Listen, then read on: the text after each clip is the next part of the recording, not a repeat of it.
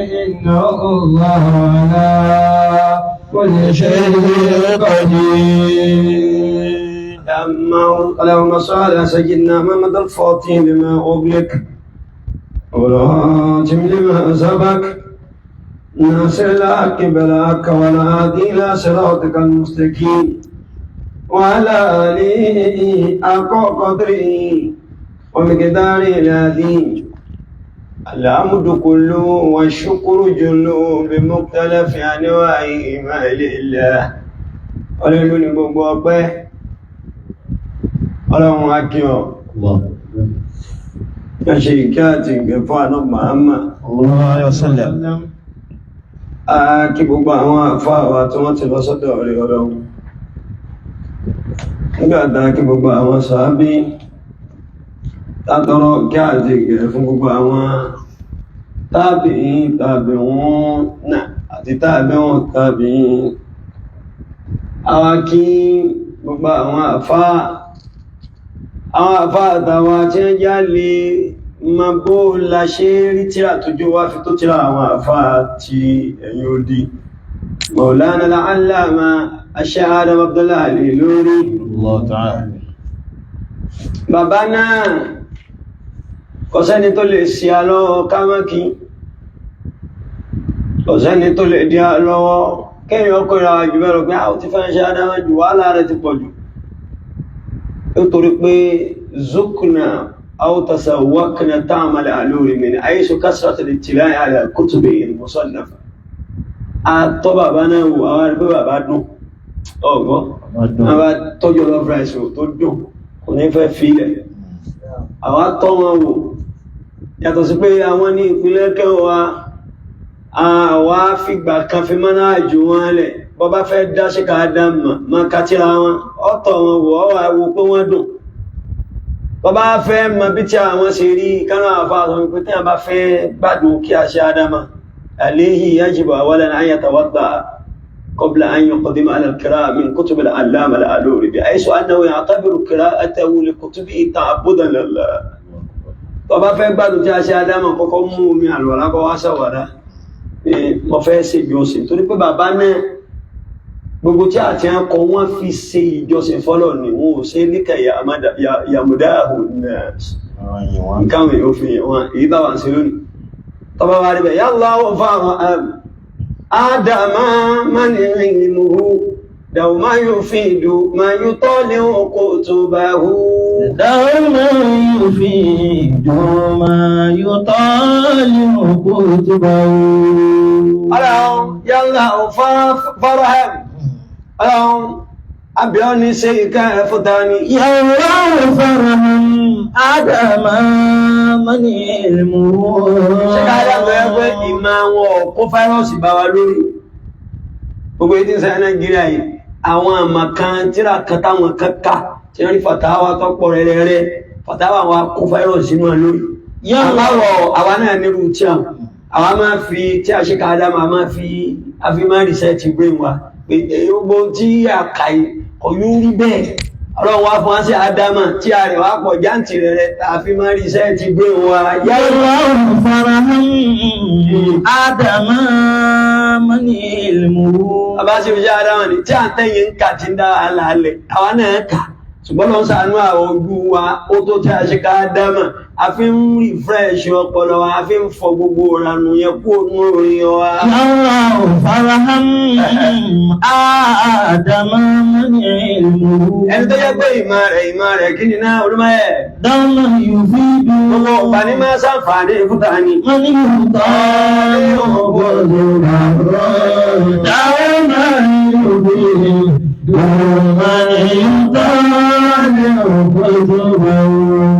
Bá lè láǹfààní fọ́kàtí àṣíkà Adam, ìmọ̀ wọn yóò ṣe ọláǹfààní. Dáwọn yóò fi dùn. Gbogbo ọgbà ní ìmọ̀ wọn máa ń ṣàǹfààní fún ta ní. Dáwọn yóò fi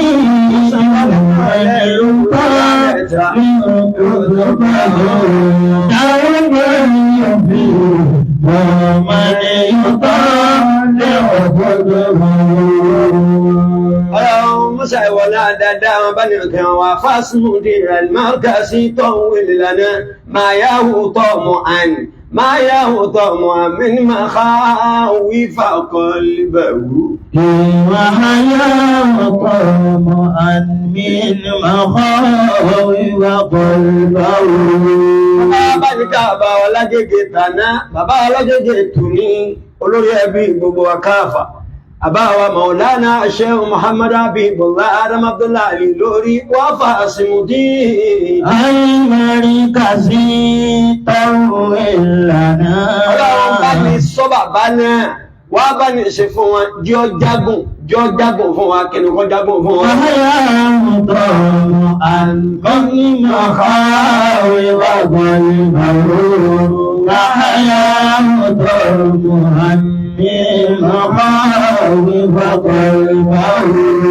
Jẹ́ bàbá ní ogun, lálàáfíà ara wá bá ní fi ọkàn wọn balẹ̀ kú mi gbogbo tí máa ń pààyàn láyà ìnà ọ̀dọ̀ ìnà. Bàbá mi àgbà Sheikh Ahmad Maali Adédìméjì, ọlọ́mọṣẹ́ ìbánkẹ́wọ̀n. Àgbà Sheikh Abdulrahim Abdunafi àti bàbá wọn Sheikh Abdunafi ọlọ́nkókẹ́wọ̀n. Àti bàbá tó bá wọn náà Sheikh Ahmed ọlọ́nkókẹ́wọ̀n. Àwọn àbúrò wọn látọ̀rọ̀ bàbá wa Sheikh Muhammad Kamil Àyìnlá ọlọ́nkókẹ́wọ̀n. Àwọn ọmọ wọn látọ̀rọ̀ bàbá wa Sheikh Dr. Abdul Wahab Adégbéga Abdunafi ọlọ́nkókẹ́wọ̀n. Àfáà tí wọ́n fi iṣẹ́ yìí tí wọ́n kọ́kọ́ gbà lọ́wọ́ aláàjì wa tí wọ́n sì fi kọ́ gbogbo wa pé ogún bàbá wa ní kákíwú kákọ́ máa ń kíwú. Maulana al-Allama Sheikh Abdulhakim Asadullah ọlọ́nkọba ní kẹwọ́ ọba ní fọwọ́ tí tó ṣe bá tí wọ́n fi sílẹ̀ wọ́n láì ní kúrò ọlọ́m. Fáàmì àgbà al-Ustaz Muhammad Salisu Farouk Ariki ọlọ́nkọba mi kẹ. Fáàmì àgbà Fadilatul Ustaz Abdulkadir Abdulrahim Abdunafi ọlọ́nkọba bàbá àgbà al-Markaz al-Kubra فضيلة الوالد الشيخ عبد الرزاق عبد الرحمن أجيك علماء الله ما شاء بني كمان ولا يقول لهم ولا يقصر لهم ولا لا حول ولا قوة إلا بالله العلي العظيم. بما فاضيه سمعت الله من البابا بانوا لامي بابا بانوا لي مرو بابا الشيخ عبد البارك محمد بابا ìmọ̀gbẹ̀mí ìmọ̀kúndà ba'da kulli gbogbo wọn pápátá ọlọ́mọṣẹ́ ìbáni kẹwọn àwọn àrólé wọn ọlọ́mọṣẹ́ ìbáni dúró tí wọn bá alifa àgbánulẹ̀ àríkì ọlọ́njáró wọn pẹ́ bàbá wa alifa àgbánulẹ̀ oúnjù tí wọ́n ń jẹ́ àrólé nulẹ̀ ọlọ́mọṣẹ́ ìjáró wọn pẹ́ àtàwọn ẹ̀gbọ́n wọn tí wọ́n fi wọ́n sí ipò àwọn aláìjọ wa ọlọ́mọṣẹ́ ìjáró wọn pẹ́ àtàǹbẹ̀lẹ́yìn wọn náà ọlọ́mọyọ̀ ọkọ àlẹ́yìn wọn wọ́n láì ní kúrò ọlọ́mọ bàbá wa mùdírù Markaz Shabab al-Islam ọlọ́mọ sẹ́yìnjára wọ́n pẹ́ bàbá mùdírù Markaz al-Islam Athaqafi àti gbogbo àwọn kùnàfà àwọn mùdírí nílẹ̀ ọlọ́mọbanikẹ́ dúró ti gbogbo wọn ní èní àwọn mùsùlùmí wàhálà wa pọ̀ gan wàhálà wa pọ̀ débi wípé natruku ma yalzimuna fi'luhu wa nahtamu bima لا يلزمنا القيام بفعله يتيو كوا يتيو سينوشي ìlànṣe láti alẹ́ àná sísìn ọ̀rọ̀ ọmọ jẹ́jẹ́ kírísímásì ìwọ́tọ̀ ọba jẹ́ ó ti dé kèfèrí ìwọ́tọ̀ ọba jẹ́ èyíṣẹ́ mùsùlùmí ìwọ́tọ̀ ọba jẹ́ ọjẹ́ iná sínú òní tí gbogbo wa ń bá kiri tí a ń sọ tó sì jẹ́ pé àwọn àléébù kan bẹ̀rẹ̀ bí tá ń ṣe yìí mo sọ kan lánàá mo sì sọ ibi èmi lamu abni wàlẹ̀ni abni ad-da'wata ila Allah fima yata'allaq bi ala at-ta'arrud li a'rad an-nas ọlọ́run ò ṣe mí ní ẹni tí máa bèèbù torí pé mi bá nínú ọwọ́ àwọn tí wọ́n bí wa a sì bá lọ́wọ́ àwọn tí wọ́n kọ́ wa dáwà tí àwọn bàbá gbé dání da'watun wasatiyya dáwà àárín gbùngbùn ní kí n kọ́ wa la ifrata fiha wala tafrita fiha kò ní sí àṣejù ilé kókókókó àwọn ọba àwọn náà máa kàwọn tí láti máa mú lè kókó wá ìdìlá táàmà gbọ́mà fún mú tàṣádùdù ń bẹ́ táàsì máa ṣe ṣàmù rọ́yà tí táàmà gbóòrùn bí èyí extremism ni gbogbo tí a tẹ́ ń ka àwọn náà ń ka àmọ́ àwa máa lo fíkíl awlawiyat wal muwassanat tí ọjọ́ wípé o ní fíkíl tí ọ̀pọ̀lọpọ̀ àwọn táà ń ṣe dáwà nílẹ̀ Yorùbá lónìí hásọ̀ wala wajhi al-umumi fi biladi fi dáàrí Nàìjíríà ọgbà jùlọ ní àkójọpọ̀ ní orílẹ̀-èdè Nàìjíríà àkín ṣe tatbiqu fiqh al-muwasanat aw fiqh al-awlawiyat àìsí máa ṣe kí ní yìí ó ń pèsè ókọ tí ọ̀dá fẹ́sì Islam ó ń jáwé èèyàn máa rẹ́sì náà gbé sára wọn yóò ẹlẹ́sìn ìjàgídíjà dáná wá ọjáwé èèyàn máa rí wa ní tí èsì títí wá àkọ́kọ́ kìrìsìtẹ́nì wọn ò fẹ́ràn wa wọn ò sì lè fẹ́ràn wa títí táwa ní ìdí kìrìsìtẹ́nì ọlọ́ni lántárùdọ̀ ọ̀dọ̀lẹ́lẹ́ ìrìnà ṣaitani rajim lántárùdọ̀ àǹkálíyàwó wọ́n jáde kìrìsìtẹ́nì kódà ká ní ẹlọ́rẹ̀ wọn ò lè fẹ́ràn wa ọ̀rọ̀ àsọ́ọ̀lẹ̀ ọ̀rọ̀ ni àmọ́ tó ń ti bẹ́ẹ̀ wọn ò kí ń àtàkì wa alẹ́nẹ́ ní àtàkì wa ní openly yá ẹ̀yin mùsùlùmí ẹ̀sùn ìgbò ẹ̀yin mùsùlùmí ọdún yín ọdún ẹbọ ni wọ́n èsẹ́ máa nà wọ́n láyé àrùdọ̀ àná àtànà tàbí àmì ẹ̀lẹ́tẹ̀wò títí táì tẹ̀lé ìlànà wọn àkọọ́lẹ̀ ọlọ́run ọba fánà Muhammad kò sí bí wọ́n ṣe lè fẹ́ràn kìrìsìtẹ́nì tó èmi bá wọn gbé ìbẹ̀lẹ̀ mi ti ṣe kékeré àwùjọ wọn tó ń ti bẹ́ ìsàtàn àwùstáàdì tẹ̀sẹ̀íra qulubal kathirina minhum lil Islam afáwa wọ́n sì jẹ ọkàn ọ̀pọ̀lọpọ̀ wọn rọ̀ fún Islamu pẹ̀lú wípé wọ́n lo fíkíul awlawiyati àti fíkíul muwassanat ìtọ́pọ̀lọpọ̀ àwọn àgbọ̀n àti lónìí tá lò mọ́ tó gẹ́ pé tashaddud na tàbí usluba tashaddud wal-ghilas wa shidda ìlànà líle kókókókókó a ní ìtẹ́sìn pẹ̀lú ẹ̀sìn gbọ́dọ̀ ní agbọ́dọ̀ máa lè máa yàn ní ẹjọ́ ọba sí ó ṣe ẹjọ́ ọba ní sí ó ṣe láwà bí ẹ pé ká mú mínà náà sí kọ́ dísítà tán tó ń ta àwìláwò ilẹ̀ Islam ìrìnmọ́ ilẹ̀ sọ ní mùsùlùmí kò sí torí pé ìlànà líle kókókó ànábì òmú wa àwọn àfáà tó dé lẹ́yìn ànábì táǹkà tíra àwọn táǹlò fàtáwà àwọn yẹn ni wọ́n ṣe istanbatu uslub al-ghilas wa shidda wa tashaddud kò sí kìrìsìtẹ́nì kódà máa mashtaddat al-alaqatu allati tarbituka bihi wa tarbituhu bik bó ti wulẹ̀ kí relationship wà ní kìrìsìtẹ́nì ó lè tó ó máa gbé awlawiyatu ó máa gbé fún bí ó ṣe sọ di kìrìsìtẹ́nì ẹ̀gbọ́ gbogbo alùwàlọ́ olóngbò kìrìsìtẹ́nì tí ń bá ń ṣe lọ́dọ̀ rẹ̀ ọgbọ́n àti jẹ́rẹ̀jẹ́ ní ọfẹ́ sọ di kìrìsìtẹ́nì wà máa dhalika lan tara wala wahidan minhu wala infiradi nafsihi ya'ruju alana li yuhajimana nahnu al-muslimin lèrí kí wọ́n wá dórí haútà wọn wọ́n máa ní ẹ̀rí ọdún léyà yẹn ọdún ẹbọ ni ẹ̀rí ọdún fítírù yẹn ọdún ìtúnú yẹn ọdún ẹbọ ni èyí táwà ń ṣe fún wọn tààlá ń ṣe dáwà kákọ́kọ́ lọ rẹ̀ mọ̀ pé àkọọ́lẹ̀ ọlọ́run ní pé wọ́n lẹ́n olúmọ́yẹ ولا ترضى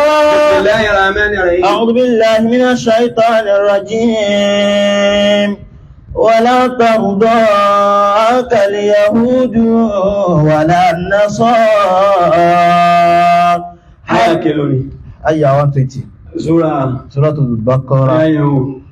ولن ترضى عهدك راتا من بدايتها ولا ترضى عنك اليهود ولا النصارى حتى تتبع ملتهم قل إن هدى الله هو الهدى ولئن تبعت أهواهم بعد الذي جاءك من العلم بعد الذي جاءك من العلم ما لك من الله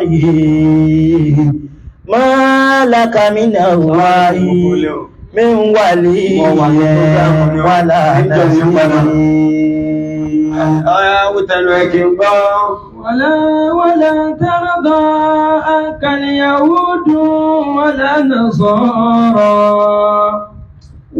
نصارى حتى تتبع ملتهم قل إن هدى الله وهو الهدى ولئن اتبعت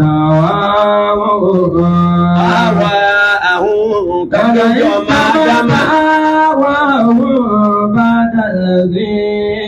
جاءك من العلم بعد الذي جاءك من العلم ما لك من الله من ولي ولا نصير. Mùsùlùmí gbọ́dọ̀ máa lọ́kàn pé kò sí gbogbo relationship tó lè bá Kìrìsìtẹ́nì ṣe àbí kó wọ́n máa fura. Tí relationship rẹ bá ti fẹ̀ débi wípé ó tú ẹ̀sìn rẹ̀ lẹ̀ fún Kìrìsìtẹ́nì ọ̀sọ̀ di Kìrìsìtẹ́nì ministry of attention without you even being notified. Ó ní màgbà tó ti di. Ọlọ́ni walan tarda عنك اليهود ولا النصارى. Christians àtàwọn Jíù kò sẹ́ni tó lè yọ́nú sí ọ pátápátá yẹnyẹn.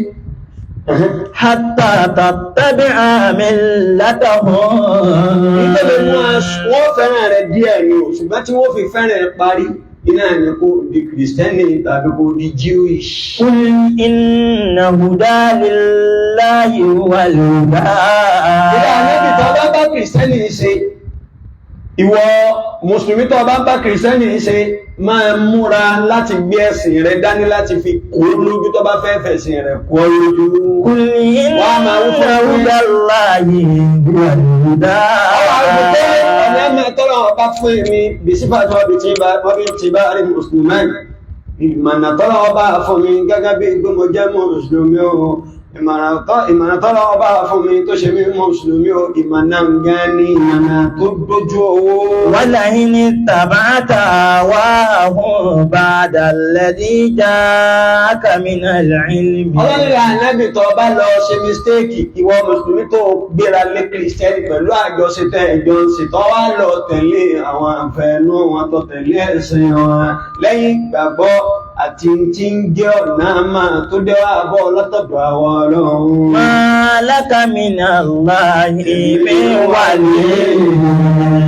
ولا نصير. Ọlọ́run àní fún ọlọ́lábàárù kankan mọ́ yàtọ̀ sáwọn Ọlọ́run sí fẹ́ tí ó ràn lọ́wọ́. Sọ yìí ọkọ̀ jẹ́ àmọ̀ wípé gbogbo ọgbọ́n láàmà fi ṣe pẹ̀lú Kìrìsìtẹ́nì tàbájọ ní àjọṣe. A máa gbọ́dọ̀ máa bè kò sí tó ní àmọ́jọ ní àjọṣepọ̀. Nítorí wípé Ọlọ́run bá sọ ní Suratul Mumtahana wípé a ní kẹ́ dọ́gbọ́n kẹ́ máa bá wọn gbé. Àmọ́ bẹ́ẹ̀ bá ń dọ́gbọ́n bá wọn gbé èèyàn sọ wípé àyà kẹjọ sọ wípé kẹ́ má bá wọn ṣe. Torí pé wọn ò dín lọ́wọ́ kẹ́ má ṣe kírun. Wọn ò ní lọ́pẹ́ ẹ má ṣe gbà rẹ̀, wọn ò ní lọ́pẹ́ ẹ má ṣe ṣe tí ẹni ẹwà ń bí iṣẹ́ Kìrìsìtẹ́nì ọjà alábàṣe yìí, ẹwà ládùúgbò Kìrìsìtẹ́nì ọjà alábàṣe yìí láyà ní hakumullahu alladhina la yuqatilunakum fid-din. Ọlọ́run bá ẹ̀kẹ́ ọlọ́run ìfànà Suratul Mumtahana lan yanhakumullahu àwọn ọlọ́run bá kọ̀ fún yìí alladhina lámúlùkọ́ tí ló kún fi dí ọlọ́ni gbogbo àwọn tí wọ́n kọjú dàsí inú ẹ̀sìn pé ẹ má kírun Kìrìsìtẹ́nì ń bẹ nínú wọn, ẹ má gbààwẹ̀ Kìrìsìtẹ́nì ò ní a má gbààwẹ̀, ẹ má yọ sàká Kìrìsìtẹ́nì ò ní a má yọ, ẹ má ṣe ẹ̀sìn yín Kìrìsìtẹ́nì ò ní a má ṣe. ọlọ́ni gbogbo àwọn tán bá rí báyìí láà yá ní àkùnmọ́ ọ̀hún أن الذين لم يقاتلوكم في الدين ولم يخرجوكم من دياركم أن تبروهم وتقسطوا إليهم أن تبروهم وتقسطوا إليهم إن الله يحب المقسطين. لا ينهاكم الله عن الذين لم يقاتلوكم في الدين. àwọn ìṣẹ́ni tí lè bu àlàyé la fẹ́ ṣe kí ni wàhálà wa lórí oúnjẹ kírísímàsì tó lè tó báyìí gan kí la fẹ́ gbà mẹ́ àbí kò sí gbogbo aka alásínádánù jẹ́mí anákàwà àdìhí àyà bí ayú nínú jẹ́mọ̀ àyà gbogbo alájọ́ ń ká àyà yìí ọba àjáde lọ́lẹ̀ ọjá ìlọ́tún akọ́ máa bú mi kọ̀kàmí ó sì pé kọ̀kàmí kéwútá ń kọ́kọ́ ọmọ fi yé wa ní káfíṣẹ̀lá kí gbogbo kìrìsìtẹ́nì ọmọ òpin bá kan náà gbogbo wárí gbogbo wọn orí bá kẹ̀kẹ́ náà tó láàkà tí a bá kẹ̀kẹ́ náà àlejò kàtí àkànnà àwọn ní dáàfin research ìgbé wa tí ó jẹ́ kí tàṣà dúdú yẹn kó ní ìsìkìrárù ní ọpọlọ wa la bọ́bá wọ jáde ọmọ ẹgbẹ́ ìpúpá ní a kò sí tó burú bí kéèyàn jẹjẹ kírísímásì àfọ̀ lálàyé ni èyí tó bá wọ ni ó mú mo ti sọ lọ́sàánà pé hukumu ta'ami kírísímásì yahtalifu alayhi al-ulama ala salasati aqwal mẹ́ta náà lọ̀rọ̀ bí sí àkọ́kọ́ bẹ̀ ní àtàrí tí àwọn ànábíyà àtàpákanú àwọn ṣàfihíyà tí a lọ lórí mo ṣàlàyé lánàá èmi kọ́ mo sì kọ́ ó dánú tíra iqtidā'u ṣirāṭil mustaqīm tí ìdálókọ́nà náà àfáàyè ìmẹ̀mẹ̀ tọ́rọ́lọ́ wọn bá ní a lè jẹ oúnjẹ wọn ولم يهدد الله هل يمكن لنا الطعام أكلة أو تناول طعامهم أعدوه تعظيما واحتفالا بهم kò sọ fún wa pé sáà jẹ wọn lásìkò ọdún oúnjẹ tí wọ́n bá ṣe lásìkò ọdún àti tí wọ́n ṣe tí wọ́n fi ń gbé títóbi fọ́dún wọn kò sọ wípé kò sọ tó sọ fún àní wípé a lè jẹ́ àwa máa fọgbọ́n ètò sọ fún nípa a lè jẹ́ kìrìsìtẹ́nì a lè jẹ́ Yahudi àwọn èèyàn wọ́n gbé ní alul kitabi alladhina lahum kutubun diniyyatun munzala ọlọ́run fún wa ní tírà bó ṣe fáwa náà wa arsalallahu ilayhim rasulayni kama arsalallahu subhanahu wa ta'ala ilayna rasulan Muhammad sallallahu alaihi wasallam ọlọ́run fún wa ní tírà ó sì rán òjíṣẹ́ sọ́dọ̀ wọn bó sì rán ànábì wa kọ́lọ́wọ́ bá nìkẹ́ sọ́dọ̀ wa bàbá wa ń bá kìrìsìtẹ́nì ń ṣe ká máa gbé aláwájàlé wa ìyàlé lórí ẹ̀rù pé sí òní sọ wá di Christians ká sì máa bá gbé pẹ̀lú ète torí sẹ́rí gbogbo ìta à ń pariwo yìí àwọn kìrìsìtẹ́nì ń fi ààrẹ rìn ni torí pé àwọn ní dàzíza ẹ̀rọ jẹ́ ń pè ní dàzíza alimakiro la hafiyu dẹ̀fẹ̀ ète tọ́pamọ́ wọn ò ní jẹ́rìí wọ́n sì ń dẹ̀bì sí ìdomi olóòrùn wọ́n ń dẹ̀tẹ̀ lórí pé bí wọ́n sì ṣe kí ni mu'awadata minhum lil qada'i ala ad-din al-islami wọ́n gbìyànjú láti lè kó endiness píparẹ́ fún Islam torí Islam ìwé tí fi ń wà muntashir bi darajatin mutakathira mutanahiya ma anna al-islam jahiliyatan bil nasraniyya Ìsìláàmù ó dé lẹ́yìn Nasaraniya ni, àmọ́ tó ti bẹ́ta bá wo the rate tí Ìsìláàmù fi ń wà propagated, tó fi ń wà expanded ní àgbálá ayé ojú ti Christianity lọ. Ló ń fa dáhùn Christian gbogbo ọ̀nà tí ń gbé wá láti wá ṣe al-qadā'u 'ala al-Islam láti pàntíngẹ̀ Ìsìláàmù rẹ̀, li'annahum ya'rifūna jayyidan كما كانوا يعرفون سابقا أن القضاء على العربية يتم من إلالها القضاء على الإسلام من إلاله القضاء على الإسلام أما يقول إجاكو باكيو تيانكيري الإسلام يتمشى مع العربية لا يمكن فصل العربية عن الإسلام كما لا يمكن فصل الإسلام عن العربية إسلام سيقول للأربعة سيقول نور إسلام ọgbọ́n tí kìrìsìtẹ́nì ọkọ̀ mú wá ní gbé ẹ má jẹ́ wọn kéwú yẹn má ní wọ́n fi ní gbọ́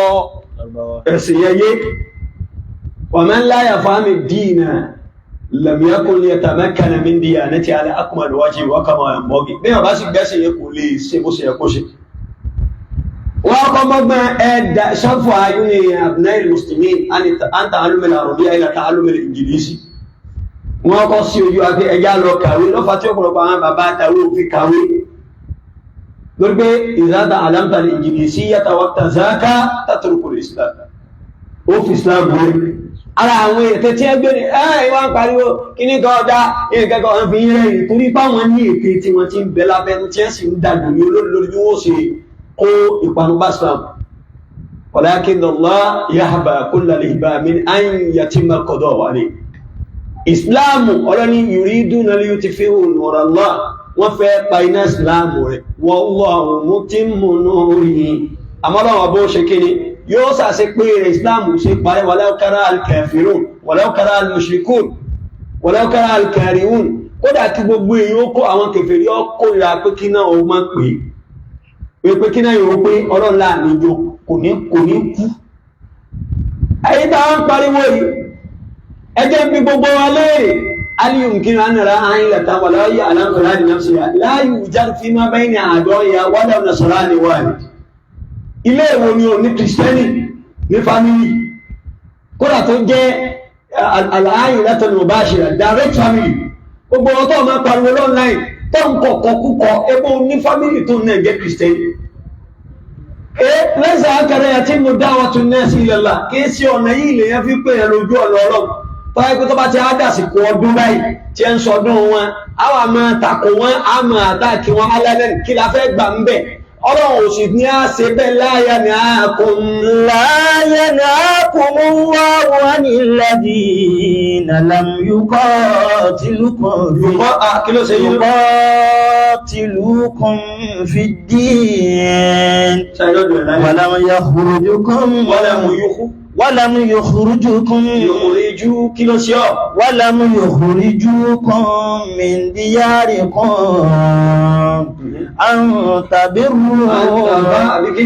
أن تبروهم وتقسطوا إليهم إن الله يحب المقسطين. وإذا جاء الإسلام وروا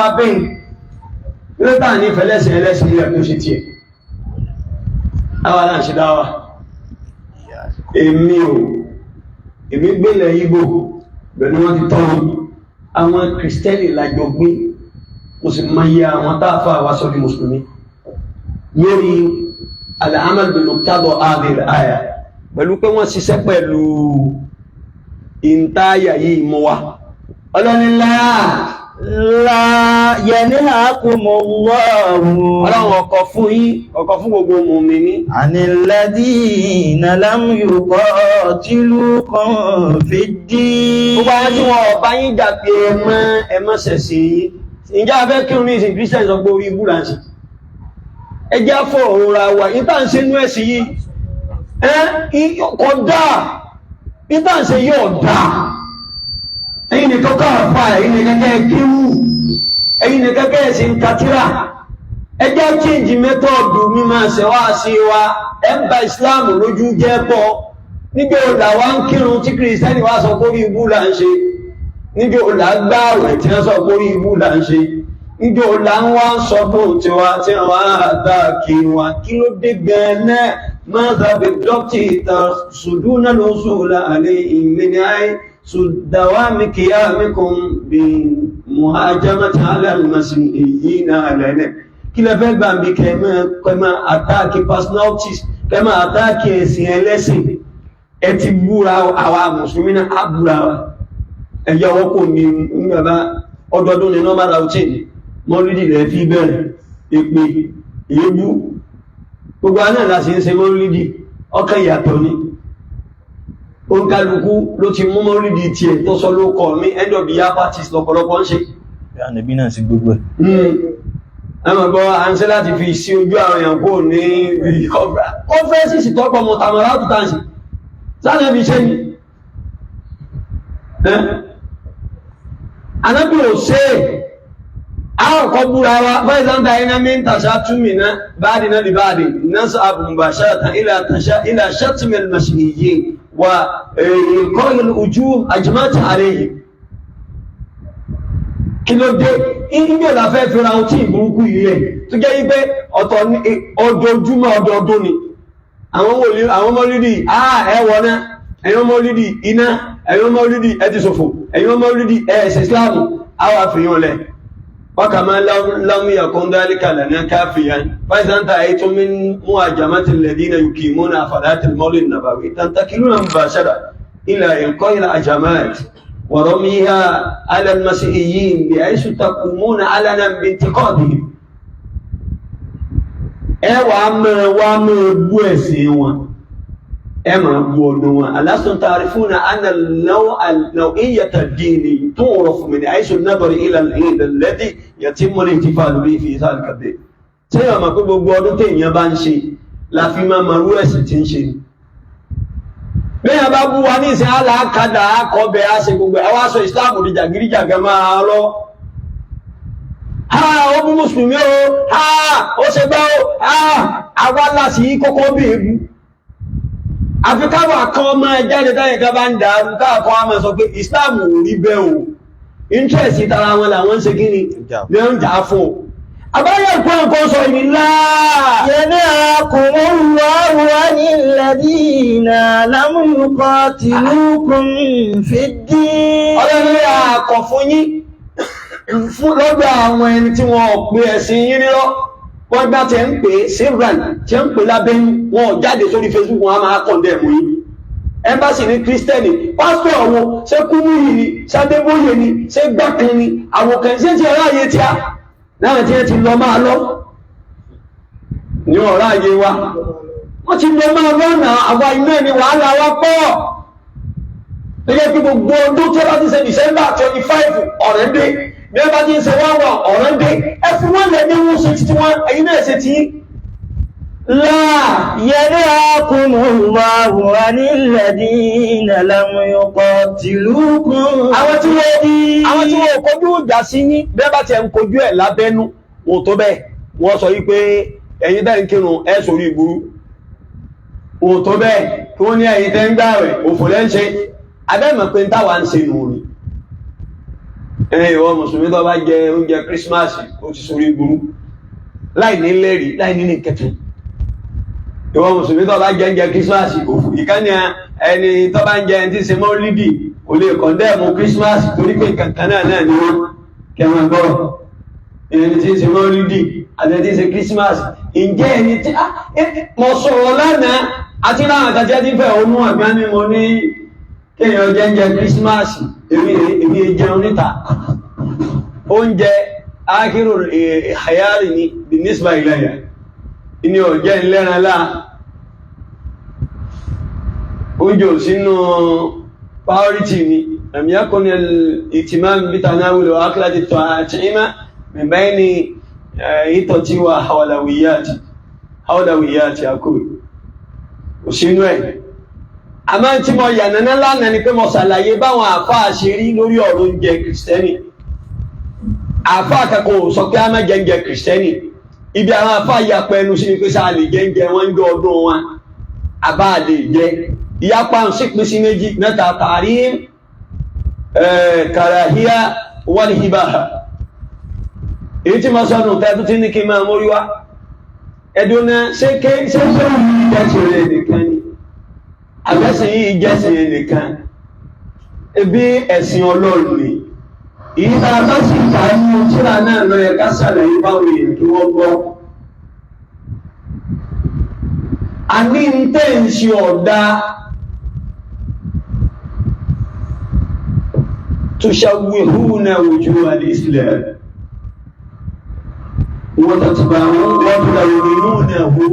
وتلونون وجوهه بما لم يلون الله ولم يخبرنا عنها النبي محمد صلى الله عليه وسلم ẹn bọ ojú Islam jẹ́ ni ẹ̀sìn pẹ̀ntì ẹ̀ ní àwọn tí ìṣe títí ẹ̀ ẹjá sọ tọ́lọ̀ wọn bá wí ẹjá fọ̀rọ̀ àfáà kan wí kíní kan wí rẹ̀ kí lànà bí wí gẹ̀rẹ̀ kí lọ́rọ̀ wí gbogbo àwọn tíra fàtáwà yìí ń dá wàhálà alẹ́ ẹ̀kọ́ ní ẹ̀sìn tíra fàtáwà iná nílá owó wàhálà ilẹ̀ fàtáwà rọ́kùnrin kìíní kan ó ní bí i alájẹ́ ìlú ṣorí ibu ṣe tó ṣe fàtáwà àlúwà nàbí àlúwà Allah subhanahu wa ta'ala fún lọ́lọ́run ní abúlà nàbí táwà fàgọ́dà kutubal fàtáwà ala ma qala Allah wa qala Rasulullah sallallahu alaihi wasallam àti wá gbé fún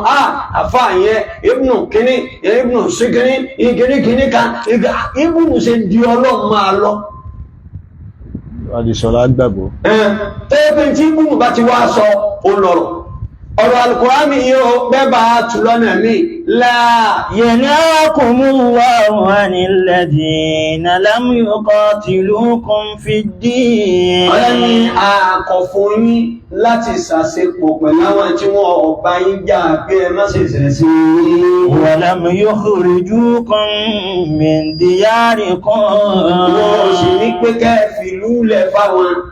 àjọ ń gbé bẹ̀ ní Nàìjíríà àjọ níní ìyẹn kò lè ní kẹ́nì kọ́ sálọ fẹ́ nìkan antabaruhum ọ̀rọ̀ ní àkọ̀fún yín láti ṣe dáadáa sí wọn ẹ̀dùnkú lè ẹ́ sì ṣe dáadáa sí yẹn ó náà ní wípé kọ́ ọmọ tọ́ọ̀tì aláàtàmọ́ sá àásì ìṣẹ̀bùwá mẹ́ṣà ìrọ̀lù not tọ́ọ̀tì feelings ẹ̀ àyàn nígbàgbọ́ nú ẹ̀sìn jura wa lọ bó bá fẹ́ gbìyànwó nú ẹ̀sìn kìí sì gbọ́ bá tó wá ń tọ́ọ̀tì feelings ẹ̀ tọ́ wá ń yàkàyàkẹ́ ẹ̀sìn rẹ̀ àyà tẹ́ ń bẹ nínú Al-Qur'an riwaya pọ̀ lórí pé bóòlá ẹ̀sìn sọ̀kalẹ̀ àwọn kan ní àwọn sàábí lọ́rọ̀ wọn bá ń fi ń bá wí àwọn kẹsọ wípé Ànábì Muhammad Ọlọ́run fi ń bá wí tọ́rọ wọn bá sọ wípé ká má máa bú ẹ̀sìn ẹbá tí ń bú ẹ̀sìn ẹ̀ ń bú ọdún wọn ẹ̀ ń bú ẹ̀sìn wọn ni àmọ́ kò dùn mí àwa mùsùlùmí gà á búra wa nígbà mùsùlùmí bá wo mùsùlùmí fáìsà àbùsọ́ta mùsùlùmí mísílá kàwáwà yóò á dí sọ̀rọ̀ wá ti الأمثل مفروضة وتقول أنه كافر وأنه من إلال اختلافه عن مؤلفته لك على رأي أو من حيث عقيدة من العقائد الفرعية وتدعي أو تقول بالجسم أنه يدخل النار nígbà bá wọn tí ń kí ṣubú ìṣúrí àṣírí magaribi ìṣáì tó wá ní yọ̀wọ̀ náà tó ní ibùnù kéde kan lọ sọ pé yọ̀wọ̀ náà ibùnù lágbájá kan ló ní yọ̀wọ̀ náà ibùnù làmàndí kan ní ọ̀wọ̀ náà tó lọ́wọ́ sọ pé yọ̀wọ̀ náà ọlọ́wọ́ bá lè kí ọlá kìlọ̀ fún wa wípé ẹ má bu ọlọ́run ẹ má bu ọdún ọlọ́dún bẹ́ẹ̀ bá ti ń bu ọdún ọlọ́dún wọ́n bu ọdún tẹ̀yìn náà wọ́n sì bu ìsìláàmù wọ́n sì bu ọlọ́run ìbájọ́ ń kékeré ní alásìnà nánú máa wàsàwíyàtà nákàrà wà ayatul Qur'an wa awalam nakum ala adinsawi nitọ́lẹ̀ kútùbà ahadith ìbájọ́ ń ká bí sí ànábì ní tí dáwọ́ wà láyé ní àwọn kútùbà fatawa kútùbà ń ká kiri ayé tàbá tí ń ká ẹgbẹ́ àmọ́ ìjọ́ káwà máa ṣe tàtíbíkù fíkíwul muwazanat àti fíkíwul awlawiyat kí náà nìyẹn ni wípé annadọ́ kulla shay'in fi martabati a pé gbogbo kasáyé rẹ̀ bí àìsù la yara bina aw nuqaddima ma haqqu at-ta'khir wa an la nu'akhkhira ma haqqu at-taqdim wa an la nukabbira al-amra as-saghira wa an la nusaggira al-amra al-kabira هذا هو فكر الموازنات والحولويات اوكي akawo badala kai awa gbogbo e kada okay eja to six place of reference scale of references ewo lo ye ka kokko gbam awa wa al-masalih al-muta'arida àti al-mafasid al-muta'arida ma al-masalih awo okay ani kama jenje kristeni kila fin sebe saddan lizariyat al-muaddiya ila ta'awul ila al-kufr eba fe sije ka di kristeni ni abi ya taba tin jenje won àwa na ti fe di kristeni abi na ko ni sebi ta ja si na lo àwa okay ìlú ta wa yi kò sí tasamu dini gan tẹ́lẹ̀ kò sí religious tolerance bẹ́ẹ̀ni ká bá sọ wọn kan ní ìsìn yóò rú dàlú ní pé ó ti ń bú mi lẹ́sìn àwọn òkè Nàìjíríà tá a wà yìí ọ̀gbà ká lo gbogbo tí kò tẹ́ ní ìyàsọ ọ̀gbà ká lò ó ẹ̀rọ because Nàìjíríà gan ọ̀fàárọ̀ àìsẹ̀sí mẹ́ta lọ́lọ́ ni tí ń bú gbogbo tí ń lé Ìsìlámù àríwá ẹ̀kọ́ ni àìsẹ̀sí ní ẹni àwọn èèyàn bẹ́ẹ̀ gbogbo wọn bú mi lẹ́sìn yóò dìjẹ́ sí àjọ fẹ́ràn ara wa àìjọ tọ́lẹ́rẹ́ ti ara wa tẹ́lẹ̀ àyàwó ní bú àwọn òkè ń gbọ̀rọ̀ rí báyìí ìtọ́wà mẹ́bẹ̀ ní wípé àwọn àwọn mafasid àti masọ́lẹ̀ àwọn interest advantages ti ń bẹ níbi ń tàà fẹ́ sọ àti disadvantages ẹgbẹ́ tí wọ́n wò wípé ókè àwọn advantages ti mẹ́bí kìíní yìí àwọn wípé ìzánánù àmọ́ẹ̀mà masọ́lẹ̀ àtẹ́yìn àwọn wípé ókè a rí advantages méjì núkọ̀ dímú àlẹ́hùnmẹ́ kọdírán wọn àdọ̀mà èyí tó bá tóbi jù ní àǹfààní lákọ̀ọ́kọ́ ṣe ẹgbọ́ ok kí ní ẹgbẹ́ ọkọ̀ tóbi jù láǹfààní tẹ́lẹ̀ àwọn aláìgbà ní pé ẹjẹ́ àṣẹ dáadáa síra wa ẹjẹ́ àtọ̀lẹ́tì ara wa ẹjẹ́ àgbàra wa mẹ́ra òun ló kọ́kọ́ wúlò jù káwọn mẹ́sọ pé ẹmẹ́jẹ́ àbá wọn sí lọ ìyẹn náà ń pè ní fíkí àwòlàwìyá àwọn àtúwọ̀kẹ̀ ìsánánù àmẹ́mẹ́ àwòsọ́jà ní lùkúfẹ́ àmẹ́mí mọ̀sílátẹ́yìn tàbá wá wà níwájú disadvantages méjì àwọn òkè ok ayyuhu ma yakunu dàríhúwá hátọ̀ ayyuhu ma yakunu àtọ́rùhà ashadda èyí tí ọba jẹ́ wípé ewu rẹ̀ ló lè jù fàyíyà lẹ́tì nukdima awwal al-amri ala darihi mafasi ala dariya èyí tó bá jẹ́ pé ewu rẹ̀ ló lè jù lákòókò wá síkèrè lákòókò tí dánù Nàìjíríà yóò gbà wá láyé ká máa sí gbogbo àwọn tẹ̀lifíkù fàtàwà kúkútà ń gbọ́lù kò gbà wá láyé rẹ̀ for example ní ìsìn ọlábúrò tó jẹ́ kìsẹ́rì tó bá ń ṣe lé ayé máa kó àwọn ọmọ rẹ̀ wá kó rà ágbọ̀ jẹrin ilé àti gbogbo ohun òsì sọ fà pé kò sì dí lọ́wọ́ kó padà sí ìlú rẹ̀ kó tó lọ máa lọ church ọgbọ́ kí ló fẹ́ ṣe mẹ́ ọfẹ́ sókùn bí ọfẹ́ ṣe kí ni ọfẹ́ sókùn bí ni pé méje ń já okùn bí wọn lọ́mọ ìyá kan lẹ́gbẹ̀ẹ́ ọ̀rẹ́ mi ni ọlọ ọ̀dọ̀ ẹ̀gbẹ́ rẹ̀ pásọ̀ sí ẹ̀rẹ̀gbẹ́ rẹ̀ pásọ̀ original pásọ̀ tó gbóná gidi ó kó yàwó ọkọ̀ máa ọkẹ́ bí ọkára ó kó lọ ọ̀dọ̀ rẹ̀ wọ́n lọ sọdún mo wá rúgbò pé òun náà sọ mi pé oúnjẹ kìrìsìtẹ́nì oúnjẹ ọdún mo ní èyí tó ṣe ìgbẹ́rẹ̀ ju oúnjẹ ọdún lọ torí pé ìwọ tó kó àwọn ọdún àṣíkọ́ àwọn ajẹ́ kí ìbí ọmọ àgẹ̀mọ̀ ní ààyò ìwọ náà rí nǹkan sọ ìyẹn náà pẹ̀lú fíkìrì muwasalat wọ fíkìrì awlawiyat èyí wo kí ni ìtọ́jú aburú tí ń bẹ́ bí ń tà láàfẹ́ ṣe àti tí ń jẹ́ dáadáa aburú bá ti ń rọ̀ dáadáa àkọ́kọ́ ṣe èyí tí yóò jẹ́ pé aburú wò ní ilé wáyé ọ̀rọ̀ àbí gbogbo akáàgbọ́ ń kéwú ni kọ́nà ọmọ ṣàlékún ẹ̀ fún àti gbogbo tí a wá lè kókó báyìí tó jẹ́ pé ìjọ every December 25 of December a máa sọ̀rọ̀ a máa àtàkà àwọn èèyàn nashunnu min kulli jihatin على المسيحيين المقابلين لنا ونحن لا نراهم يفعلون تجاهنا مثل ذلك في أثناء احتفالنا بعيدين الأضحى والفطر táwa bá ṣe ń sọdún wa wọn èyí ṣe yìí sí wa wọ́n lè ní tí wọ́n ń ṣe lábẹ́nú tó jẹ́ gàzísà tó sì jẹ́ tí wọ́n tó jẹ́ mọ́kírù because fíìmù àwọn àti nínú ìkọ̀gbẹ́ àrẹ Islam tí wọ́n fẹ́ fi jẹ́ pé kí Islam owó àmọ́ mú èyí sí ìta abẹ́nu ẹ̀ẹ́sẹ̀ títọ́ aláàtàwọ́ tó fẹ́ pé àṣàbùrú hàn ní wá tó jẹ́ pé àwọn ní kẹta àbí ká máa kọ̀ndẹ́mù ẹ̀sìn ẹlẹ́sìn ينهاكم الله عن الذين لم يقاتلوكم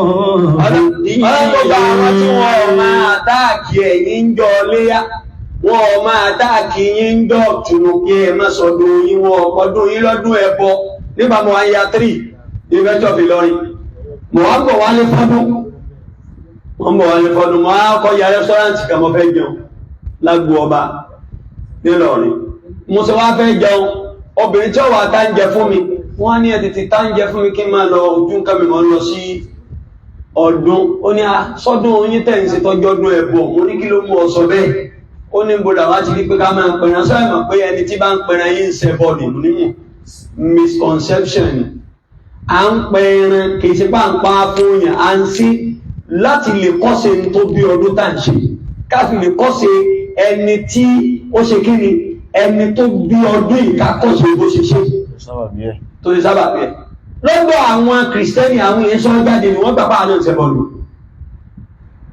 bẹ́ẹ̀ ni láwọn àkàtí ẹjẹ́ fanatic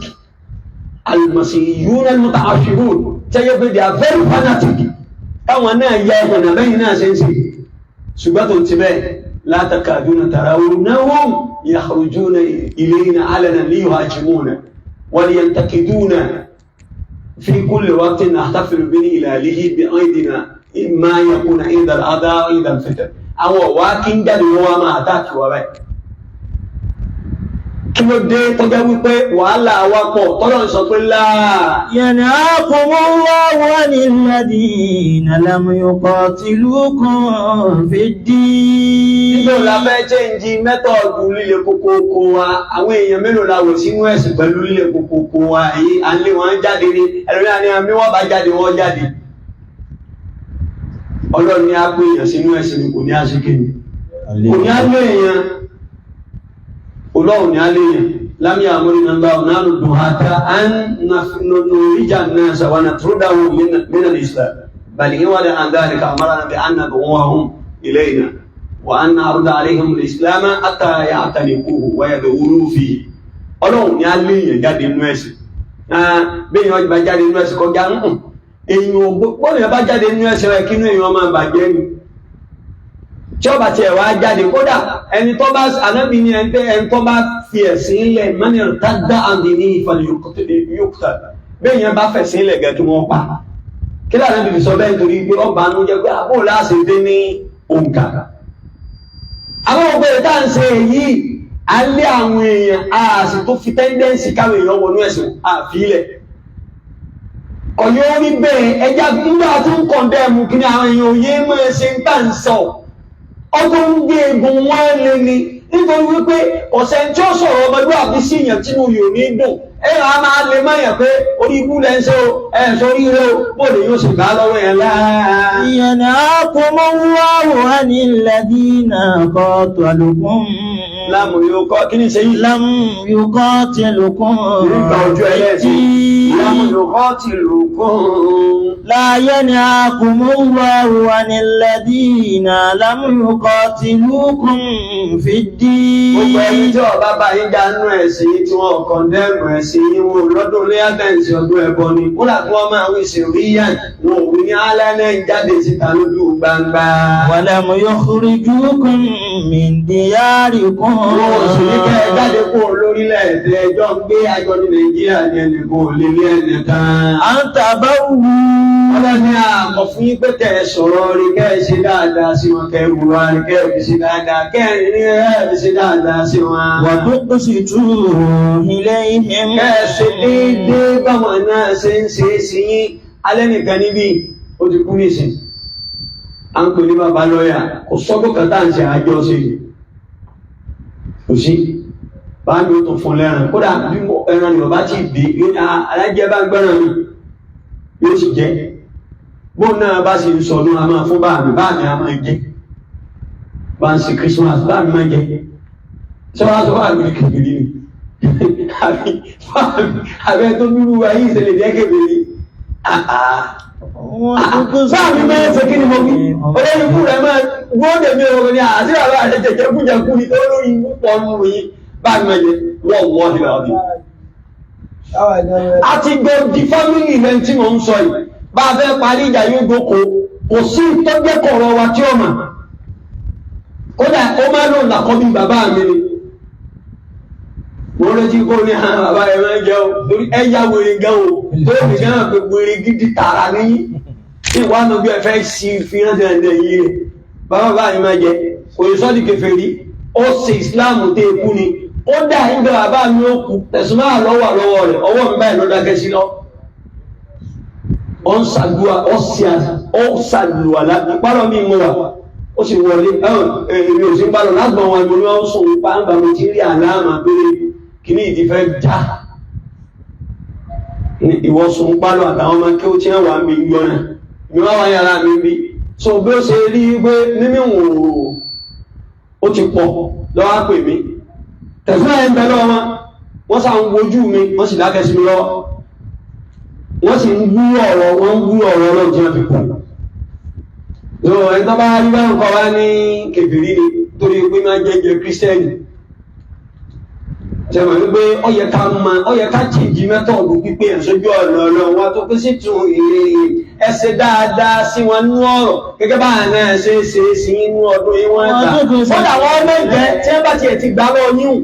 ìgbà táwọn akéré gbà ẹ lọ amẹ́ríkẹ́sì ni wà ó táwọn àfáwọn alákọ̀ọ́ lọ sí ikọ́ àbàṣìtàdínà Madina tó ń kọrí ibà tó min asimati wilayati Uyo wilayati Akwa Ibom Madinati Uyo níbẹ̀ كانت مدينة تقع عن بعد كيلومترات قليلة عن مدينة أويو وهي عاصمة ولاية أكوا إبوم bàbá gba oúnjẹ àwọn kìrìsìtẹ́nì ń gbà àìjẹ́ bọ̀ afáwọn ni a gbà àmọ́dédé bí mustawa fáàmì wa lè durus wà lè máa kọ́lá ọlá wà kọ́lá Rasulullah ìṣirí wọ́n ní gbọ́dọ̀ má gbà ó bà wọ́n á bí wọ́n pé bí wọ́n ní ọmọ pé dídé tẹ̀bí wá bí wọ́n fẹ́ pè wọ́n sínú ẹ̀sìn tí n bá wá ń lé mọ́ wọn pé ẹgbọ́n jẹ́ yín lọ orí ikú lẹ́ ṣe wọn ò ní gbọ́n tí mo mú wà. واستطاع أستاذي المربي العزيز أن يدخل الكثير منه إلى الإسلام وحتى أبصرنا اليوم فيه من قد أجروا وأصبحوا مجاجا àti láwọn tó yẹ pé mo ní kàn án pé ní ìkànjẹ mẹ́ta wọ́n pọ̀ báwọn lè rí lọ́mọ ẹ̀kọ́ wọn kí tí ẹ di mùsùlùmí wàhálà tí kọ̀ọ̀kan ṣe kó tó gbé mọ́ọ̀dù mùsùlùmí pé bá fẹ́ ṣe tẹ̀lé kí wọn ní kalimatu shahada musharafa mo lè fi bí oṣù kẹ́kọ̀ọ́ wọn tó máa wí mo lè kọ́ wọn pé wọ́n tó bí mẹ́wàá ń gbà tí mo kọ́ tọ́lá bá fọ́ àwọn lè mọ́ wọn jọ náà ni ìkẹ́pẹ́ mi bẹ́ẹ̀ mú sùn sàdẹ̀tẹ́yìn tẹ̀kíríbà ọba náà bá mi lọ́wọ́ rẹ̀ lọ́wọ́ ọwá ní wọ́n ní ẹ̀yìn múrí bẹ́ẹ̀ you are the one that you always come back then to come and teach us lórí à gbogbo ìgbà tí a ní fi pè ẹ̀wọ̀n ní ẹ̀sìn à ń lé èèyàn ni wọ́n tó fi sí ti ẹ sọ̀rọ̀ ìsọ́dọ̀ wọn ẹ má bu ọdún wọn mọ́ ẹ má bu tí wọ́n ń ṣe mọ́ èyí tẹ̀ ń ṣe ò ní jẹ́ wọ́n fi ilẹ̀ èyí tẹ̀ ń ṣe ní ọjọ́ wọn máa gbẹ̀gẹ̀ jígẹ̀ nínú tí wọ́n ń ṣe. wọ́n tó kọ́ sí tó ilé inna Allaha yuhibbul muqsitin. ọlọ́wọ́ ló ń fẹ́lẹ̀ tí bá máa ń ṣe ìwọ̀n tó wọ́n sí mú ọ̀rọ̀ la yattabi'u usluba al-ifrat wala at-tafrit fi kalami kò ní máa ṣàṣejù kò sì ní máa ṣàṣètò. آية كان بين سورة الأنعام الآية رقم 108 آية 108 àwọn kan ní ànábì lọ́rọ̀ ọba fi bá wí ṣùgbọ́n tó pé sí ìgájámú yìí ni èyí tó jà sọ́ọ̀bù ìwàyá ti náà ní pé àwọn ànábì àwọn sàábé ni àwọn náà máa bú ẹ̀sìn ẹlẹ́sìn rẹ̀ sí mú ẹ̀ wọ́n sì lẹ́tọ̀ọ́ kí wọ́n bú torí pé ẹ̀sìn ilé ń gbà jù ṣe lọ wọn ò jẹ́ wọ́n ráyè 61 ọgbọ́ àwọn ń ṣe tí a ti fẹ̀sí ẹ̀sìn abíjẹun ní ìsinmi asibánu na táìsù díyà na tàbí islami wàsílà tàbí takasù a ń fi jẹun ní àwọn fi jẹyà ní wọn ò retí owó gbogbo dáhà ń ṣe gbogbo dáhà ń ṣe ó ti ò ṣe ìkankan wọlé àbọ̀ gbọ́nù olúwẹ̀ àwọn inú ìjẹ ìyàtara ní ó lẹ́tọ̀ọ́ kí ìfẹ́ àníyà pé ìyàlá ń jẹ́ kí wọ́n kú ẹ̀sùn àwọn tá ń gbádùn tí ẹ̀ẹ̀kẹ́ ń yọ tí mìlímìlí ń bẹ́nu àkáǹtì àwọn ilé àyàtọ̀ àwọn ẹgbẹ́ wọn ráyè ògbó àkúṣẹ́ ògbóògbó wọn kíríkìkì ní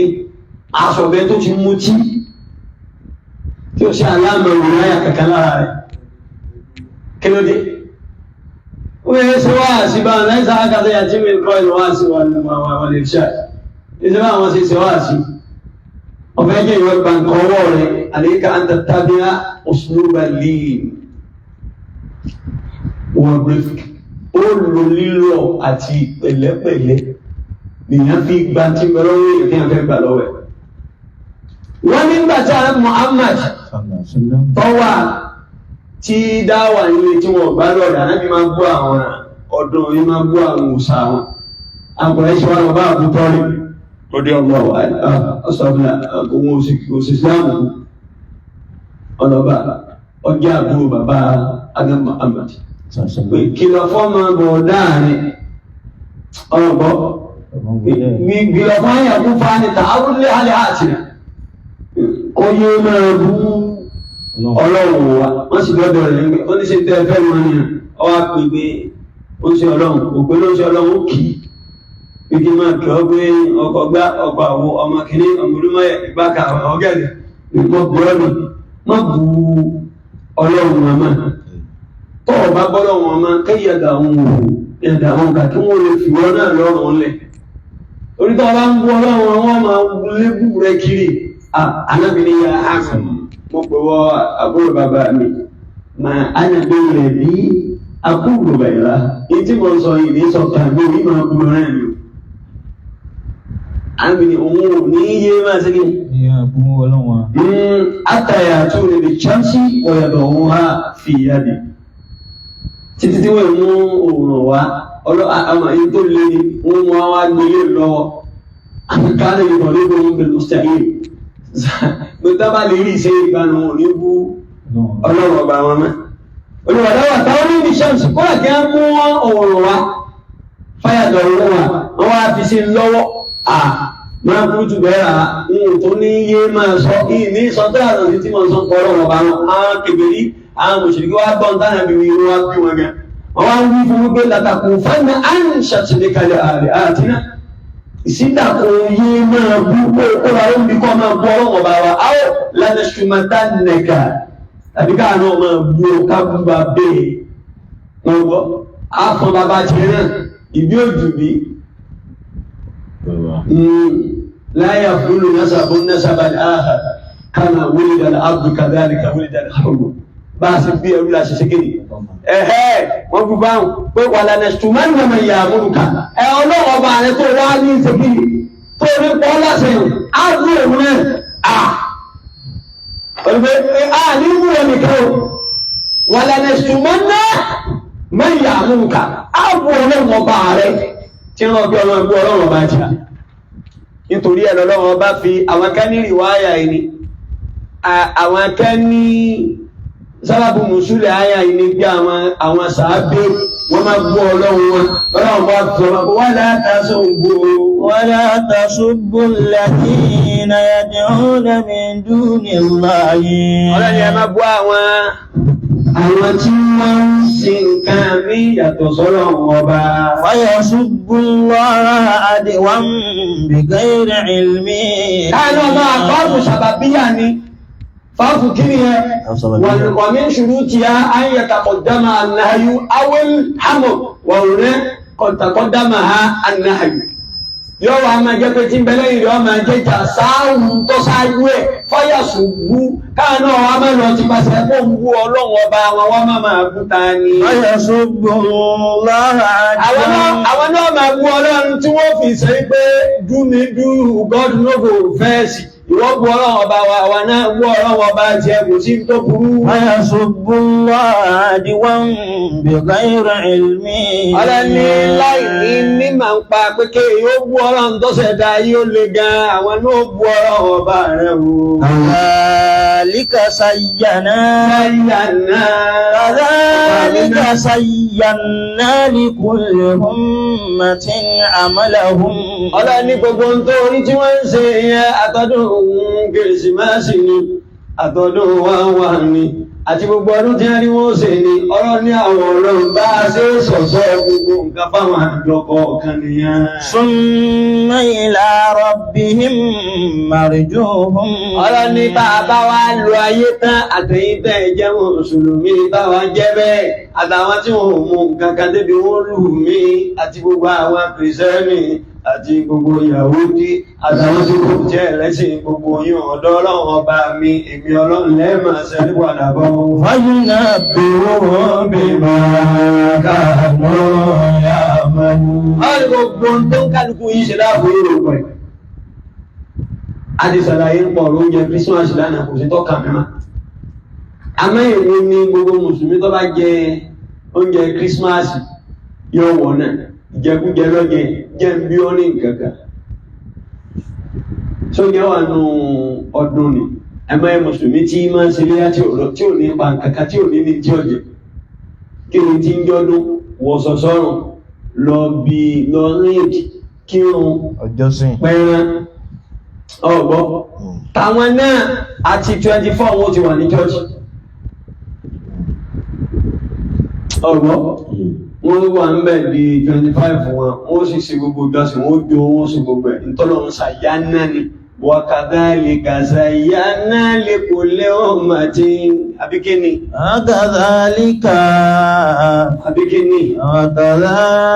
وكذلك زينا لكل أمة عملهم kò sí tó lè sọ bọ́ bá sọ yóò di ìbínú bí kéèyàn náà ní ẹ̀ ń ṣèrànú bí ọdún léyà. Manga 75. Sọ́mọ̀ pé ọlọ́run ṣàyà ní ẹ̀fọn ni ọgẹ́dẹ̀ kí wá ní ẹran tẹ́ ń pa ẹ̀fọwó sófò rí gẹ́ẹ̀sì mú kẹ́ẹ̀fì jẹun èwo lẹ́ran tẹ́ ń pa kéèyàn sọ báwọn sọ́mọ̀ pé yọba àánú jẹ ọlọ́run mú sì ṣe bẹ́ẹ̀ fáwọn apá gbọ́dọ̀ sí tá a bá ní kápẹ́ àwọn náà ọlọ́run ló ṣe fáwọn àti pọ́lọ́run ti sọ pé àwa làjú orí bẹ́ẹ̀ lójú wọn pé nǹkan rí ni wọ́n ń ṣe. kazalika zayyana likulli ummatin amalahum. ọ̀rẹ́ ní bá a ṣe sọ̀sọ̀ gbogbo èèyàn fún gbogbo ìjọ kọ̀ọ̀kan iṣẹ́ tí bá ń ṣe bá a ṣe sọ̀sọ̀ rẹ̀ fún nìyẹn. summa ila rabbihim marjuhum. ọ̀rẹ́ ní àti mùsùlùmí inú yìí ni àti kìrìsìtẹ́nì inú yìí ni àtẹlẹ́bọ inú yìí ni gbogbo tẹ́ ń ṣe tó yẹ kó ti yín lójú tẹlómi lọ́dọ̀ yín ọ̀dọ̀ ọlọ́run ọba lẹ́wà padà láàfin wá jẹ́ ẹ̀mẹ́ tí ń ṣe gan èyí tí ó yẹ kó ṣe ń tọ́wà lójú ọ̀nà. wáyú náà bí wọ́n ní àwọn ajẹ́ kí gbogbo yín kẹ́ ẹ̀ máa intense níṣẹ́ lórí àwọn ẹ̀ka tí a mí láti fi rìsẹ́ẹ̀tì ọpọlọ wa tí àlàmá alìlò rí. Bàbá náà ó ti mọ̀ pé rándẹ̀rẹ̀dẹ̀ rẹ̀ ọ̀ṣẹ̀lẹ̀ ọgbọ́. Bàbá ti já wa sí ti pẹ́ ní ọjọ́ ìtàwọ́ dàrú. Gbogbo tí a tẹ́ ń kà aláwa náà mọ́ ń kà àwọn ti gíní. Agbó kà ní ṣùgbọ́n táà bá kà tán kíkà táà bá kà tán àwa máa rí fẹ́ sí ọgbọ̀lọ wa. Bàbá sọ́nù tí àyè àdáwà tàríhù dáwà alìsìlámì amílẹ̀ àmsìlẹ̀ tọ́bá tó kọ̀dímà. Bàbá ní alìsìlámù wọ́n tẹ́sàmù. Ìsìlámù àti ojú tó wo gbòòlà sí bára wá gbé nínú ìrọwọ́rọsẹ̀ àti kìrìsìtẹ́nì. Bàbá ní àmọ́ra lè ìsìlámù bẹ̀rẹ̀ àmàlà ti tọ́ ìjẹba. Ti àlẹ́ aláàmà lọ́kọ́. Bàbá àlè ìlú rí. Ìmọ̀ gangan alìílìmù náà sùn. Ìlà wá fi ń dáhùn náà bá máa ka ogun kí ní gbogbo tẹ́ ń kàùn tẹ́ fi ń kọ̀ndẹ́mù àwọn èèyàn wa náà máa ṣe ò. Ṣùgbọ́n báwa bá ti kà tán, àwa jò ọ̀rí ẹ̀ bá jẹ súùchì tó jẹ gbogbo ẹ̀yà lọ wá agbóyẹ̀dì ọkọ̀ tí ó fi flọ́ọ̀sì inú. Jẹ́ gbádùn yóò wá ní ìdánù. Ọba jẹ gbogbo gbìdì méjì ọjọ́ lọ wá gbòjẹ̀dì kó fi fọ inú. So táwọn náà bá ka ọgbà viruses àwa mẹ́wàá àwa antivirus àfi deoxytate ọmọ àwọn pé kíníkà ní deoxytant àfi fọ gbogbo ẹ̀ dandan. Bàbá ní àmọ́ra ní Islam bil mu'amalati tayyiba. Islam pa wá láṣẹ ká máa bára wa ní àjọṣe tó dáa ma'a ghayril muslimin pẹ̀lú ẹni tó yàtọ̀ sí àwọn mùsùlùmí àwọn kèfèrí àwọn kìrìsìtẹ́nì. Bàbá ní wa qala al-Qur'an. Bàbá ní al-Qur'an sọ fún wa ayàtà lò sáájú bàbá fi kóòtì ọ̀rọ̀ wọn. Wala yanhaakumullahu 'anil ladhina lam yuqatilukum fid-din wa lam yukhrijukum min diyarihim an tabarruhum wa tuqsitu ilayhim innallaha yuhibbul muqsitin. Bàbá sọ bẹ́ẹ̀. Bàbá ní fọ́dẹ̀ áàdìl áyà. Wọ́n ní pẹ̀lú ayàtà àkàí. Asálọ́láhù al-hikda. Ọlọ́run ọba yẹ kún ọyẹ ìkórìíra tẹ̀m̀bẹ̀lẹ̀kún ká máa bọdún ọlọ́dún jẹ́. Ọyọ́kùn oníkiri ní tọ́jú mùsùlùmí alàgẹ̀rí. Ọyọ́kùn nú ọkàn mùsùlùmí. Àfi ní máa ṣàgbẹ́nukún ẹni tó yàtọ̀ sí wa min zawil adiyani ọ̀dọ́ tó àwárí min zawil adiyani lè wọ́pọ̀ nínú àwọn ẹlẹ́sìn ní Ádámù ní Ìlọrin al-Allama àwọn ni sọ àwọn mẹ́fì tí àwọn flush gbogbo àwọn tí àbú kìíní kan bá sọ àbú gbá àbú àwo àwọn mẹ́fì tí àyè àwọn òní nǹkan mẹ́ta máa jẹ.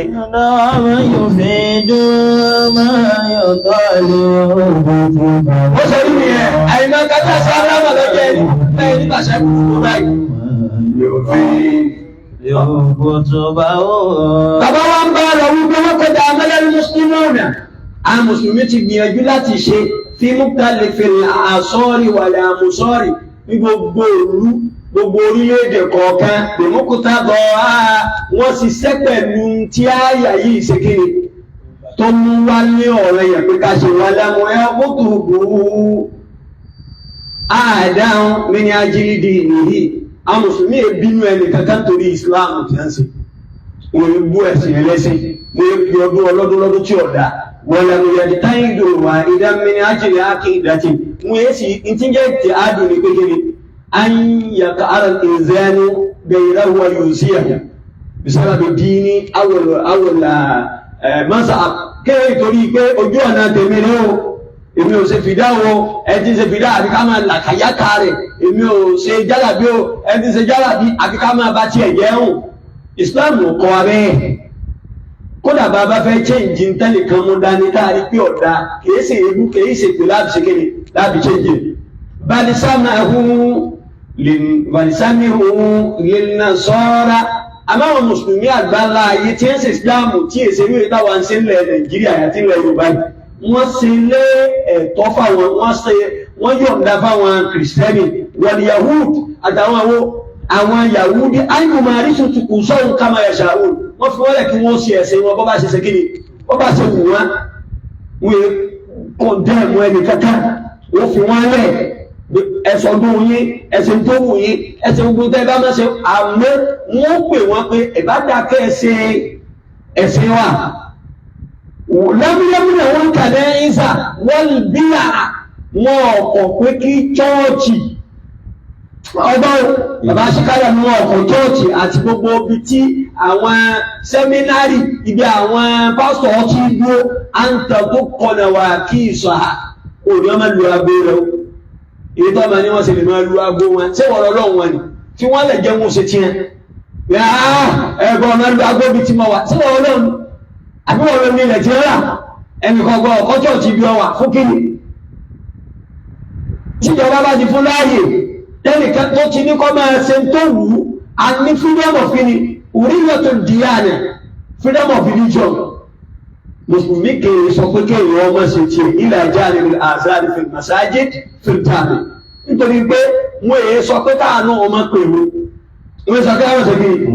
wọ̀tàbá bẹ̀rù lọ olúmọ̀ máa olú úlàmẹ́ ìhìnà sọ́rọ̀ ní yahudi fil akhir wal akhir àwọn mùsùlùmí ayé àti ìjọba ẹgbà síláàmù náà wọn ọgbọ́n mi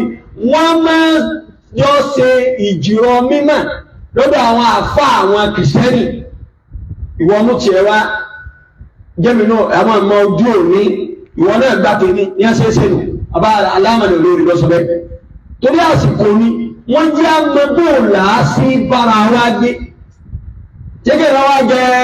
oúnjẹ ní ìsìn àwọn tí wọ́n jẹ́ lónìí wọ́n ti di mùsùlùmí àwọn ti di kìrìsìtẹ́nì ṣé ọ̀rẹ́ nìkan tó fún ọdẹ ọkọ̀ ọlọ́run gbọ́ wá ẹ̀rọ bá jẹ́ ní ìsìn ó ti di kìrìsìtẹ́nì àbẹ́yìn òyọ ìsìláàmù tó ní ọkàn rẹ̀ akínú tọ́ àmì kérésì máa sí ìfà wàlá yóò fún dìí ìyá ìlú fúrí máa sálè fà ọgbọ́ yóò fún dìí ìyá ìlú fúrí máa sálè fà ọgbọ́ akínú tọ́ àmì nítorí owí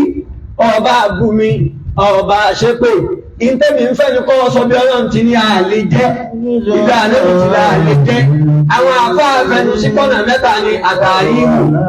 wàlì ìbáhà wàlì kíni wal-karahiyya mẹ́tẹ̀ẹ̀ta táwọn àbá àyàpẹ̀ẹ̀nù sí nìyẹn. Islam sọ fún àpá ìrìnjẹ́ kìrìsìtẹ́nì walam yuhaddid lana al-Qur'an يمكن لنا تناول طعام المسيحيين في أيام الاحتفال بها يهدي أملا Ọlọ́run ní sí àsìkò ọdún wọn ni ìgbìyànjú àwọn àfáà kan ni lẹ́n sọ fún arúgbó bàbá jẹ́ bí ìpá ń sọdún wọn ni ǹjẹ́ gbogbo èèyàn ní rówó ṣe ń jẹ níjọ́ ọdún léyá ǹjẹ́ oúnjẹ tá a bá jẹ ìsọ̀ ìyàn di kìrìsìtẹ́nì ni akílù ìwọ tó lè gbóró kìrìsìtẹ́nì tó lè fi kọ́ mọ́sáàsì ìwọ tó lè gbóró kìrìsìtẹ́nì tó lè fi kọ́ ilé kéwú ìwọ tó lè gbóró kìrìsìtẹ́nì tó lè fi rọ́mọdé ọlẹ́wẹ̀ ó lè gbóró kìrìsìtẹ́nì ó lè fi gbọ́ ọ̀gbùn gàdá ó sì wá di pé oúnjẹ mi kérésì máa ṣe ìgbà náà Yóòdì ìlànà òhùn lè máa ṣàlùbà ọgbà. Yóòdì ìlànà òhùn lè máa ṣàlùbà ọgbà. Tí gbogbo wàhálà yìí wá pọ̀ ní gbogbo ọdún gbogbo 25 December, àwa náà ń ṣe tí a ẹfà àwọn èèyàn lẹ̀ ẹgbẹ́ wọn ṣe ti wọn. Ẹ pé àwọn èèyàn kí wọ́n gbé èsèyé oúnjẹ ọ̀sán yẹn di kìrìsìtẹ́nì, oúnjẹ ọ̀sán yẹn dẹ́lẹ́bọ. Oúnjẹ ọ̀sán yẹn di kódà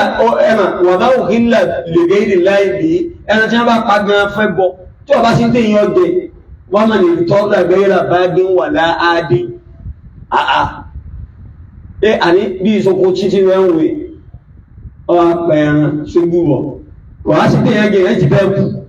wọn pé wọ́n ní àmà jẹ́ǹjẹ́ títí wọn a mùsùlùkí àlè jẹ́ǹjẹ́ tiẹ̀ a máa lè jẹ́ǹjẹ́ alùkìtà bí yóò bá a ṣe wá lè jẹ́ǹjẹ́ àwọn mùsùlùkú tó bá di pé kò sí nǹkan tẹ́yàn jẹ̀rọ táyé yẹn ti fẹ́ràn ètò ọ̀sùn méjì èyàn lè jẹ́ oúnjẹ onítùmọ̀ tó gbogbo tẹ́ ẹ̀ka kó yìí èyàn ọba lè jẹ́ ní ọlọ́run oníjẹ́ èyàn jẹ́ gan oníjà jẹ tí ó kódà kí kú ọ́fẹ́ wà lójú èyàn ọlọ́run yẹn yóò ní àmọ́ jẹ ni akínlútọ̀ àmì ẹ̀rù kẹrìsì bá ṣe ìfà wàlẹ́ òfòdíhìn rẹ̀ òfòdì ní mẹ́ta lọ́fọ́ ọ̀gọ̀ọ̀rọ̀ ẹ̀